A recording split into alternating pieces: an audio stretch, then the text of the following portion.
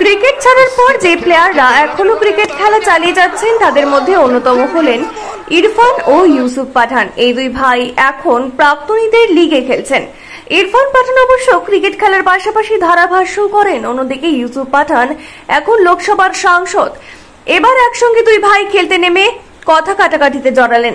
লেজেন্ডসদের বিশ্ব চ্যাম্পিয়নশিপ ম্যাচে এই ঘটনাটি ঘটে। ভারত ও দক্ষিণ আফ্রিকার প্রাক্তনীদের দলের মধ্যে ম্যাচ হচ্ছিল।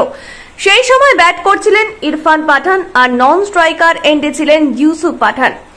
বল হাতে ছিলেন ডেল স্টেইন, তিনি একটি স্লোয়ার লেংথ বল করেন। ইরফান পাঠান স্লগ শট মারতে চান, তবে বলটা তার ব্যাটের টপ এজে লাগে, সরাসরি সেটা যায় লং অফের দিকে, কিন্তু দক্ষিণ আফ্রিকা দলের প্লেয়ার ক্যাচ নিতে পারেননি। অন্যদিকে বলটা ব্যাটে লেগে উপরে ওঠার সঙ্গে সঙ্গে ইরফান পাঠান রান নেন।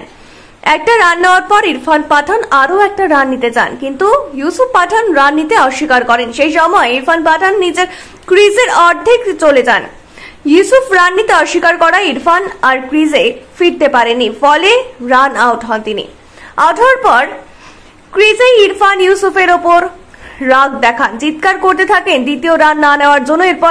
এরপর রাগে গজরাতে ক্রিজ ছাড়েন ইরফান। ম্যাচের পর অবশ্য ইরফান পাঠান ইউসুফ পাঠানকে চুমু খান। প্রথমে ব্যাট করতে নেমে দক্ষিণ আফ্রিকা চ্যাম্পিয়ন্স করে 210 রান আর 8 উইকেট হারিয়ে এই রান তোলে তারা। দুর্দান্ত হাফ সেঞ্চুরি করেন ওপেনার জকসিনম্যান এবং উইকেট কিপার রিচার্ড লেভি।